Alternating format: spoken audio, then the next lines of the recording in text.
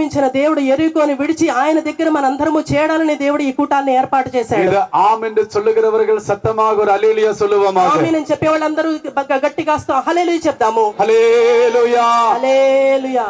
பின்னாடி உள்ளவங்க எல்லாம் ஒரு அல்லேலூயா சொல்லுங்க. వెనకాల కూర్చున్న వాళ్ళందరూ హల్లెలూయా చెప్పండి. சந்தோஷம். எபிரேயர் 11ஆம் அதிகாரத்துக்கு நம்முடைய வேதத்தை நாம் திருப்புவோமாக. హెబ్రీయులకు రాసిన పత్రిక 11వ అధ్యాయానికి మన యొక్క వేద పట్టణాన్ని చూద్దాము. எபிரேயர் 11ஆம் அதிகாரம் 30ஆம் వచనத்தை நாம் వాసిపోం. హెబ్రీయులకు రాసిన పత్రిక 11వ అధ్యాయం 30వ వచనాన్ని మనం చదువుదాం. స్తోత్రం. ప్రదక్షిణము చేయబడిన తరువాత యెరికో గోడలు కూలెను. விசுவாசத்தினால் విశ్వాసమును బట్టి எரிகோ பட்டணத்தின் மதிலை ఎరుకు గోడలన్నీ కూడాను 7 நாள் சுற்றி வரப்பட்டு 7 దినములు దాని చుట్టూ తిరిగిన తర్వాత இடிந்து கீழே விழுந்தது. అవన్నీ కూడాను పడిపోయాయి. கர்த்தருக்கு ஸ்தோத்திரம். దేవుని నామానికి స్తోత్రం.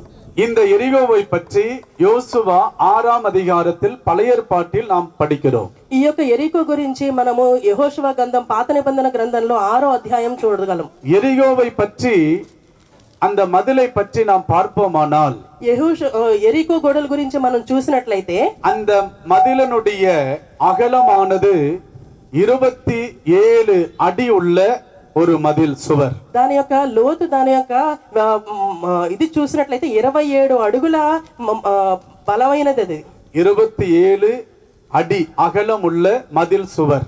27 అడుగుల లోతైన ఒక గోడగై ఉన్నది. అది அந்த மதிலானது 2 பகுதிகளாக 60 அடி உயரம் வரைக்கும் கட்டப்பட்டு இருந்தது. అది రెండుగా విభజించబడి 60 అడుగులు ఎత్తుగా అది కట్టబడి ఉన్నది. கர்த்தருக்கு ஸ்தோத்திரம். దేవుని నామానికి స్తోత్రం. தேவன் யோசுவாவிடத்தில் சொன்னார்.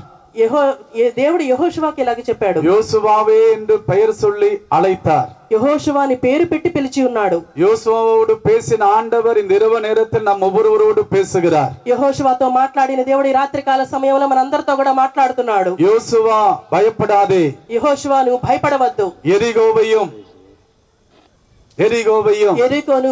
எரிகோவின் ராஜாவையும் ఎరికో యొక్క పట్టణపు రాజుని எரிகோவில் காணப்படுகிற யுத்த வீரர்களையும் ఎరికోలో చూసిన పరాక్రమశాలి శూరులను அதிலே காணப்படுகிற ஜனங்களையும் అందులో మీరు కనిపించే జనాలందరినీ அதிலே காணப்படுகிற வெளியேறப்பெற்ற பொருட்களையும் వాటిలో ఉంచబడిన అనేక వస్తువులన్నిటిని కూడా உம்முடைய கரத்தில் ஒப்பு கொடுப்பேன். నేను నీ చేతికి అప్పగింపబోతున్నాను. நம்முடைய இயேசு பொய் சொல்லுகிற தேவன் அல்ல. యేసు ప్రభు అబద్ధం చెప్పే దేవుడు కాదు. மனிதன் பொய் சொல்லலாம், మనుషులు అబద్ధం చెప్పవచ్చు. ஆனால் நம்முடைய இயேசு ஒருபோதும் பொய்யுரையாத தேவன். కానీ మన దేవుడు ఎప్పుడు అబద్ధం చెప్పే దేవుడు కాదు. நம்முடைய இயேசு சொன்னதை நிறைவேற்றுகிறவர் தேவனாக இருக்கிறார். యేసు ప్రభు ఏది చెప్తారో అది ఖచ్చితంగా నెరవేర్చే దేవుడే. நம்முடைய வாழ்க்கையில இந்த இரவு நேரத்துல இயேசு சொல்லுகிற காரியங்கள் என்னுடைய வாழ்க்கையில குடும்பத்துல நிறைவேறும். ఈ యొక్క రాత్రికాల సమయంలో దేవుడు నాతో చెప్పిన మాటలు నా జీవితంలో నెరవేర్చబడతాయి. విశ్వాసిக்கிற பிள்ளைகள் கரங்களை தட்டி ஆண்டவரை மகிமைப்படுத்துவோமாக. విశ్వసించే వాళ్ళందరూ చప్పట్లు కొట్టి దేవుని స్తుతించదము. స్తోత్రం స్తోత్రం స్తోత్రం స్తోత్రం స్తోత్రం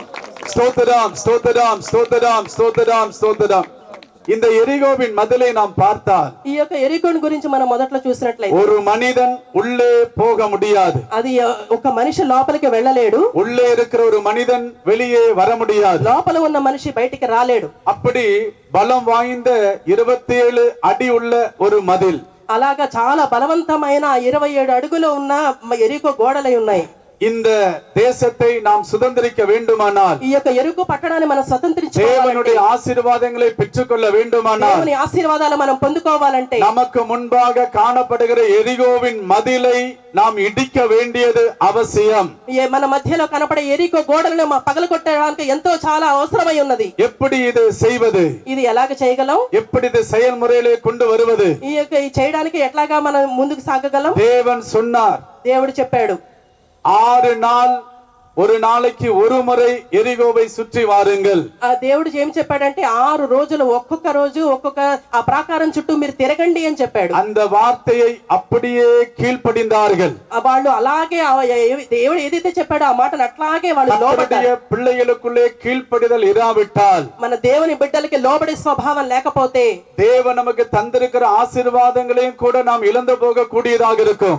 మనలో కనుక లోబడే స్వభావం లేకపోతే దేవుడు మనకి ఇచ్చిన ఆశీర్వాదాలను మనం ஒருவனுடைய கீழ்ப்படியாமையினால முழு உலகமும் பாவிகளாய் மாற்றப்பட்டார்கள். ఎవరెవరైతే లోబడే స్వభావం లేదో వాళ్ళందరూ కూడా పాపులుగా మార్చబడ్డారు. ஒருவருடைய கீழ்ப்படிதல் மூலமாக ரட்சிப்பும் ஆசீர்வாதங்களும் இந்த கிருபையின் காலம் வரைக்கும் கிடைத்துக் கொண்டு இருக்கிறது. ఎవరైతే లోబడే స్వభావం కలదో వాళ్ళందరికీ కూడా రక్షణ మారు మనసు అంతం వరకు దేవుడు దయచేయబోతున్నాడు. அருமையான கர்த்தருடைய பிள்ளைகளே, దేవుని బిడ్డలారా, ஆண்டவருடைய வார்த்தைக்கு கீழ்ப்படிந்தால், దేవుని మాటకు మీరు లోబడితే கர்த்தர் நம்மை மேலே மேலே கொண்டு போவார். ఖచ్చితంగా దేవుడు మనల్ని ఎంతో ఉన్నతంగా తీసుకువెళ్తాడు. யோசுவா கீழ்ப்படிந்தார். యెహోషువ దానికి లోబడ్డాడు. யோசுவா சொன்ன வார்த்தை ஜனங்கள் கீழ்ப்படிந்தார்கள். యెహోషువ ఏది చెప్పాడో అది దేవుడి బిడ్డలు అలాగే ఆలకించారు. சுற்றி வந்தார்கள். అలాగ ప్రకారాన్ని எப்படி சுற்றினார்கள்? ఎలా చుట్టారు? అవిశ్వాసத்தோடு சுற்றவில்லை, అవిశ్వాసంతో వాళ్ళు దాని விசுவாசத்தோடு சுற்றினார்கள். విశ్వాసంతో వాళ్ళు తిరిగి వచ్చారు. விசுவாசம் என்பது உள்ளான பகுதி.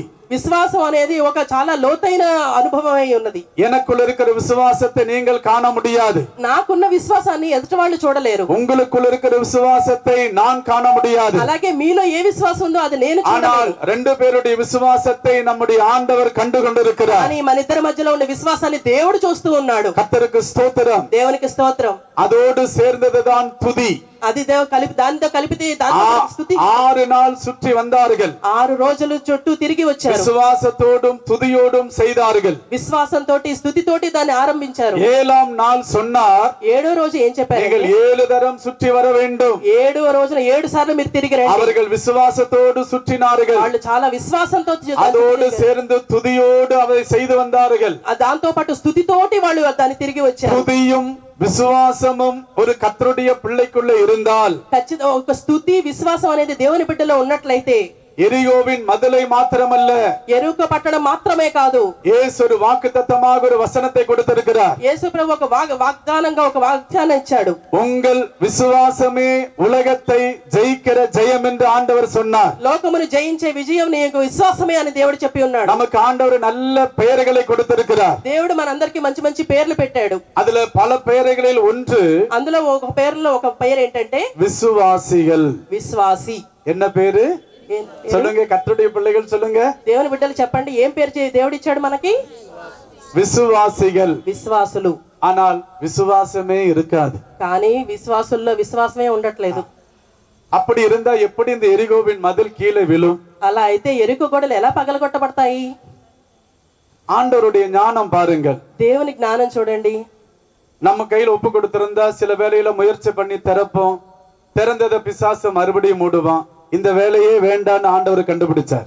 మన చేతుల్లో కనుక అది అప్పచెప్పారనుకోండి, ఒక్కోసారి దాన్ని మనం తెరవగలము, లేదంటే దాని లోపల నుంచి మనం బయటికి రాలేము. అందుకని దేవుడు మనుషుల చేతికి అప్పచెప్పలేదు దీన్ని. நம்முடைய ఆండవருக்கு திறப்பதும் மூடுவதும் பெரிய விஷயம் அல்ல. దాన్ని ఆ గోడల్ని తెరవడాన్ని, లోపలికి వెళ్ళడానికి రావడానికి దేవుడికి పెద్ద విషయం కాదు. எரிகோவின் மதில் இருக்கக்கூடாது. ఎరుకు గోడలు అసలు ఉండకూడదు. அதை கீழே இடிக்க வேண்டும். అది ఖచ్చితంగా పడగొట్టబడాలి. அதற்கு விசுவாசம் என்னும் ஆயுதமும் துதி என்னும் ஆயுதமும் இருந்தபடியால், దానికి విశ్వాసం అనే ఆయుధము, స్తుతి అనే ఆయుధము ఉన్నందువలన எரிகோவின் மதில் தானாக கீழே விழுந்தது. అలా ఎరికో యొక్క గోడలో దానంతట అవే పడగొట్టబడ్డాయి. கர்த்தருடைய பிள்ளைகளே விசுவாசியுங்கள். దేవుని బిడ్డలారా మీరు విశ్వసించండి. ஆண்டவருடைய வார்த்தையை விசுவாசியுங்கள். దేవుని వాక్యాన్ని మీరు విశ్వసించండి. ஆண்டவருடைய வசனத்தை விசுவாசியுங்கள். దేవుని వాక్యాన్ని మీరు విశ్వసించండి. உங்களுடைய விசுவாசம் பெரிதாக இருக்க வேண்டும். మీ యొక్క విశ్వాసం చాలా గొప్పదై ఉండాలి. விசுவாசத்தினால ஆசீர்வாதம், విశ్వాసం వల్ల మీకు ఆశీర్వాదం, விசுவாசத்தினால விடுதலை, విశ్వాసం వల్ల మీకు విడుదల కలుగుతుంది. விசுவாசத்தினால ஜெயம், విశ్వాసం వల్ల మీకు జయం కలుగుతుంది. விசுவாசத்தின் வார்த்தைகளை பேசுவது, విశ్వాసం ద్వారా మనం మాట్లాడగలం. விசுவாசத்துக்கு பல காரியங்கள் சொல்லிக் கொண்டே போகலாம். విశ్వాసం ద్వారా మనం అనేక కార్యాలు చెప్పగలం. விசுவாசத்துக்கு மாறாததுதான் அவிசுவாசம். విశ్వాసానికి మరో రూపము అవిశ్వాసం. அவிசுவாசம் வந்தால் நீ தேவனை பிரியப்படுத்த முடியாது. నీవు కనుక అవిశ్వాసంతో ఉంటే దేవునికి నువ్వు ప్రియపరచలేవు. தேவனும் நம்மேல் பிரியமாய் இருக்க மாட்டார். దేవుడు కూడా మనల్ని చూసి ఆయన ఇష్టంగా ఉండలేడు. விசுவாசத்தை காத்து கொள்ளுங்கள்.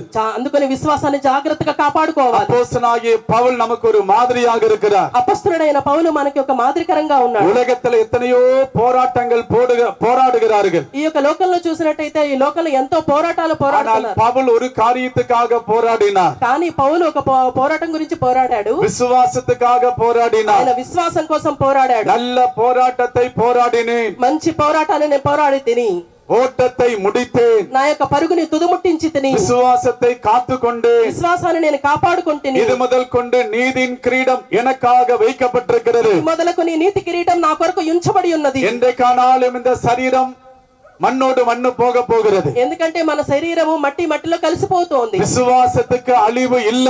విశ్వాసానికి ఒక అలవే లేదు. దానికి விசுவாசத்தை காத்து நாம் ஓட்டத்தை முடித்து தேவனிடத்துக்கு போய் சேர வேண்டும். విశ్వాసాన్ని కాపాడుకుంటూ మన యొక్క పరుగును తుదముట్టించి మనం దేవుని దగ్గరికి వెళ్ళవలెను. கர்த்தருக்கு ஸ்தோத்திரம். దేవుని నామానికి స్తోత్రం. தேவன் சொன்னவண்ணமாக யோசுவாவை கொண்டு செய்தார். దేవుడు చెప్పినట్లుగానే యెహోషువతోటి ఆ యొక్క కార్యాన్ని చేసి ఉన్నాడు. அந்த மதில் மேல் விசேஷிக்கப்பட்ட ஒரு நபர் அங்கே வாழ்ந்து கொண்டிருந்தார். ఆ యొక్క స్థలంలో చూసినట్టయితే ఒక మనిషి అక్కడ రాజ్యం చేస్తున్నాడు. அவளுடைய பெயர் ராகாப். అక్కడ ఒక మనిషి ఉన్నాడు. பாவ ஜீவியம் செய்து கொண்டிருந்தவன். పాప జీవితం చేస్తున్న రాహాబుని మనం చూస్తున్నాం. ஆனால் யோசுவாவுடைய ஆட்களை அவள் பாதுகாப்பு கொடுத்தபடியால் యెహోషువ బిడ్డలని వాళ్ళు వేగుల వారు వెళ్ళినప్పుడు ఇద్దరిని వాళ్ళు కాపాడినప్పుడు அவளுக்கு ரட்சிப்பு கிடைத்தது. ఆవిడికి రక్షణ కలిగింది. அவள் மூலமாக தகப்பன் தாய் பிள்ளைகள் அனைவரையும் தேவன் அவர்களையும் பாதுகாத்தார். ఆ యొక్క రాహాబు యొక్క తల్లిదండ్రుల్ని వాళ్ళ కుటుంబీకులందరినీ కూడా దేవుడు కాపాడాడు. கர்த்தருக்கு ஸ்தోத்திரம். దేవుని నామానికి స్తోత్రం. உங்களுக்கு முன்பாக మీ ముందర உங்களுடைய குடும்பங்களுக்கு முன்பாக మీ కుటుంబాలకు ముందర உங்களுடைய தொழிலுக்கு முன்பாக మీ యొక్క ప్రాకారాలకు ముందర உங்களுடைய புருஷன் மனைவிக்கு முன்பாக మీ యొక్క భార్యకి భర్తకి ముందర ஒருவேளை எரிகோவின் மதில் உங்களோடு போராடி கொண்டு இருக்குமானால் మీ మధ్యలో ఏదైనా ఎరుకో గోడ లాంటి సమస్యలు అవన్నీ కూడా చుట్టుముట్టినట్లయితే ஒரு நிமிடம் கண்களை மூடுங்கள். మీరందరూ ఒక్కసారి కళ్ళు இயேசுவை நோக்கி பாருங்கள். యేసు ప్రభుని తేరి చూడండి. விசுவாசத்தை பயிற்சிவீங்கள். విశ్వాసాన్ని ఉన్నత స్థలంలో నిలబెట్టండి. துதியை ஏறெடுங்கள். స్తుతిస్తూ ఉండండి. இந்த நேரத்தில் எரிகோவின் மதிலை ஆண்டவர் கீழே இடித்து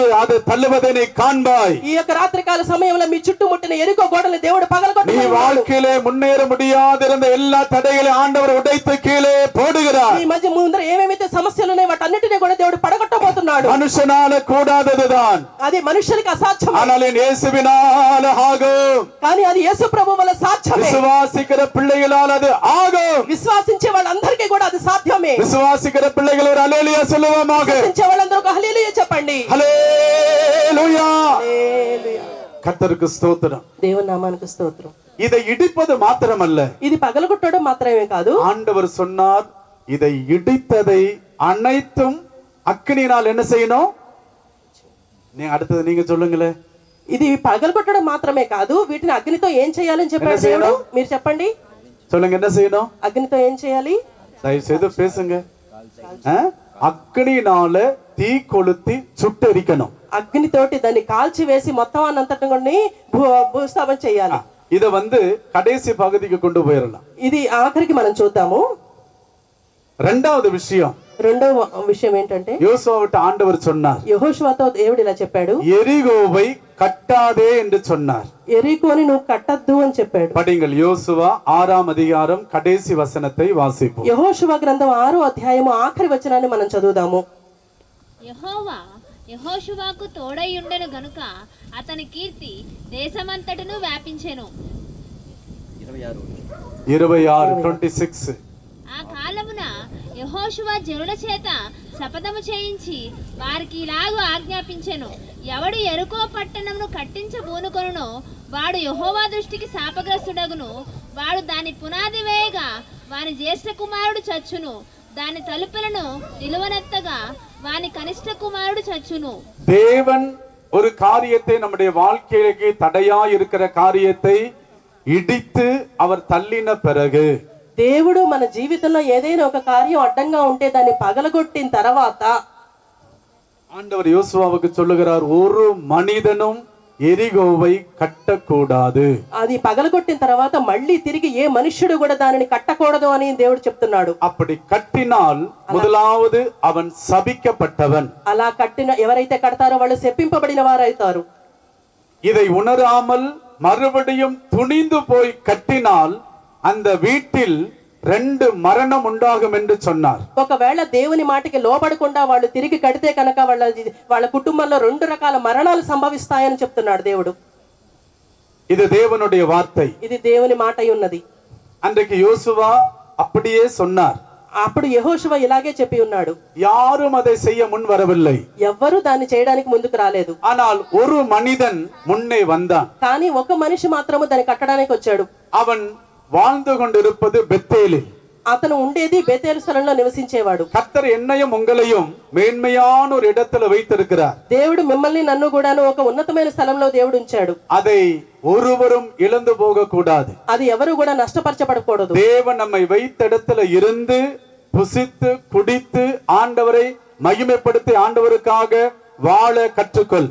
దేవుడు మన నుంచుని స్థలంలో అక్కడే ఉండి అక్కడే తిని అక్కడే తాగి దేవుని నామ మహిమార్థంగా మనం జీవించాలి. அந்த கட்டுவேன் என்று சொல்லி துணிந்த போன மனுஷனுடைய பெயர் ஈயேல். కట్టకూడదు అని చెప్పిన తర్వాత కూడాను కట్టిన వ్యక్తి పేరు ఏంటంటే ஈயேல்.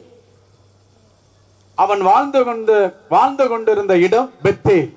అతను ఉండే స్థలం ఏంటంటే బేతేలు. பெத்தேல் என்றால் தேவனுடைய வீடு என்று அர்த்தம். బేతేల్ అనగా దేవుని గృహమై ఉన్నది.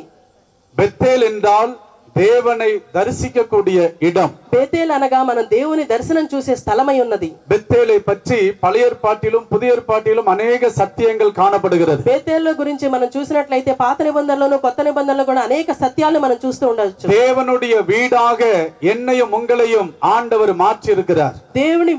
దేవుని ఇల్లుగా మిమ్మల్ని నన్ను కూడా దేవుడు మార్చి ఉన్నాడు. இந்த இடத்தில் இருக்கிற ஒரு தேவ பிள்ளை நீ மறுபடியும் போய் எரிகோவை கட்டலாமா?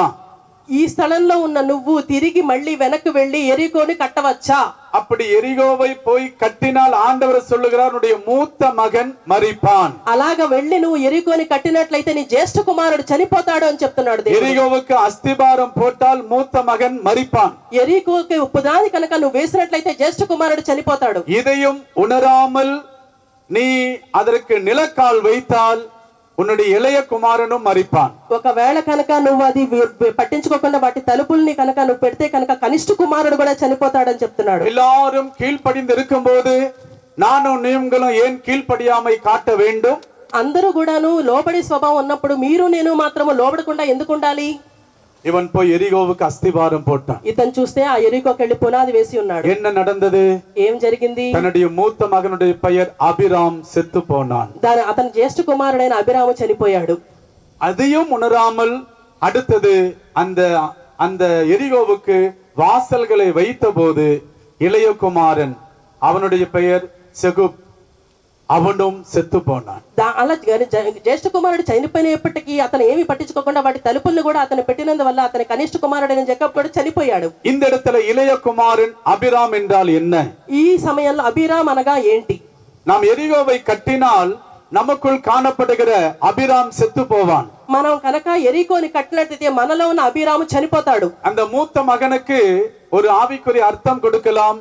இந்த சரீரத்துக்கு ஒப்பனையாக நாம் சொல்லலாம். ఈ యొక్క అభిరాముకి ఆత్మీయ అర్థం మనం చెప్పగలం. అలాగే శరీర ప్రకారంగా కూడా ఏంటి అనేది మనం చూద్దాం. நீ தேவனுடைய வீடாக இருந்து எரிகோவை கட்டினால் மறுபடியும் கட்டினால் నువ్వు దేవుని బిడ్డగా ఉండి ఎరికోని తిరిగి నువ్వు కట్టినట్లయితే இந்த சரீரத்துல பலவிதமான பலவீனங்களும் வியாதிகளும் போராட்டங்களும் கஷ்டங்களும் வறுமைகளும் சொல்லிக்கொண்டே போகலாம். எல்லாம் வரும்.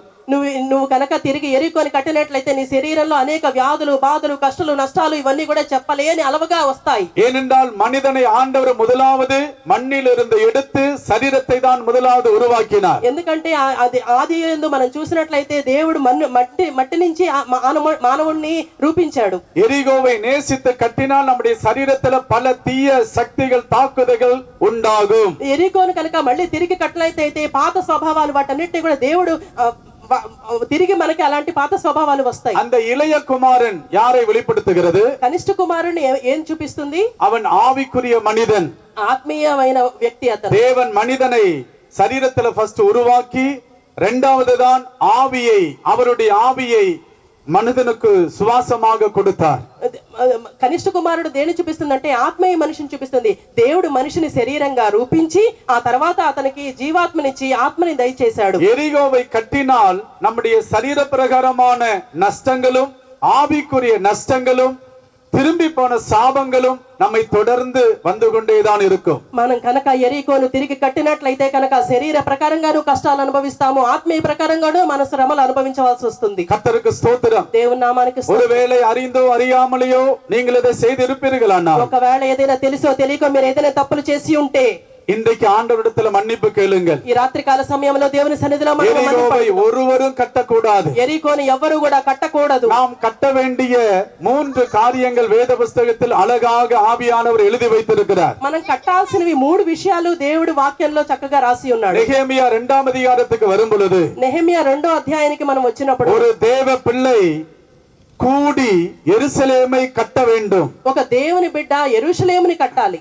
எருசலேமை கட்டினால் எருசலேமுக்குரிய சகல ஆசீர்வாதங்களும் தேவன் நமக்கு தருவார். యెరూషలేముని కట్టినట్లయితే యెరూషలేములో ఏ ఏ ఆశీర్వాదాలు ఉన్నాయో అవన్నీ కూడా దేవుడు మనకి ఇవ్వబోతున్నాడు. ஏன் ஒரு சபிக்கப்பட்ட வாழ்க்கைக்கு திரும்ப போக வேண்டும்? ఎందుకు మనం శపింపబడిన దానికి వెనక్కి తిరిగి వెళ్ళాలి? ஏன் தீய சக்தியுடைய தாக்குதலுக்கு நீ அடிமைப்பட வேண்டும்? ఎందుకు ఒక అపవాది శక్తులకి మనము లోబడి ఉండాలి? எரிகோவை தேவன் இடிக்கும் பொழுது ఎరికోని దేవుడు పగలగొట్టినప్పుడు நீ அதை துணிந்து கட்டக்கூடாது. తిరిగి మళ్ళీ నువ్వు దాన్ని కట్టకూడదు. எரிகோவை நேசிக்க கூடாது. ఎరికోని మనం ప్రేమించకూడదు. ஏனென்றால் எரிகோ என்று சொல்வது ஒரு சாபம். ఎందుకని ఎరికో అని చెప్పగా అది శాపగ్రస్తమై ఉన్నది. சபிக்கப்பட்ட உலகம், பாவம் நிறைந்த உலகம், పాపంతో నింపబడి ఉన్న அருவருப்பான உலகம், ఎంతో నీచమైన